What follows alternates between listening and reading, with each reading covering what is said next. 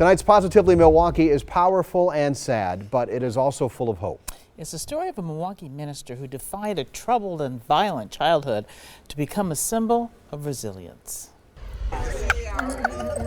Sandra Richardson's smile belies the fact that she survived a torturous childhood that began with never knowing her father. And I always wanted a father to come and hug me. Richardson is here at the 4 Point Sheraton Milwaukee North Shore to sign autographs for her newly released book, The Undercover Child. She shares passages with the audience. I was born in great sin, and that sin followed me for many years of my life. Richardson was the result of an adulterous affair. Despite a loving mother, she was molested, raped, and hurled into a world of drugs and prostitution during early adolescence. She was lured by an older woman she thought was a friend. I turned my first trick at the age of 12. I was taught how to turn tricks from an older woman. The audience is spellbound as Richardson shares recollections of her younger years. Mama didn't know I was turning tricks. Much of her life meant unhealthy and violent interactions with the opposite sex. So 11 guys raped you? Yes. And how old were you at that time? I was in junior high school. Sandra Richardson spent many years homeless. Her first marriage meant more heartbreak. My first husband was gay, and I was in denial. Low self-esteem will make you do things that you don't want to do. You were one of the first victims of human trafficking. I could have got killed, anything, but God covered me because he knew I didn't know better. But Richardson finally found salvation as an adult.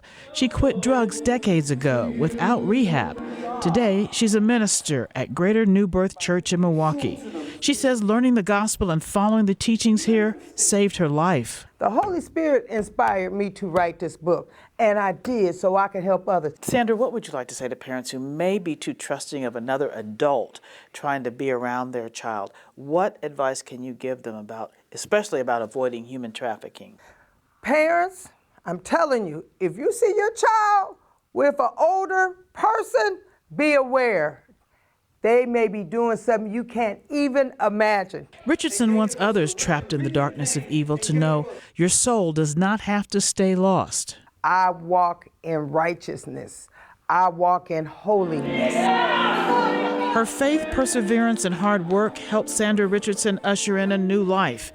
Today, she's a woman of dignity, committed to serving others. I'm set on fire. I am so ready to go out into the community and help others.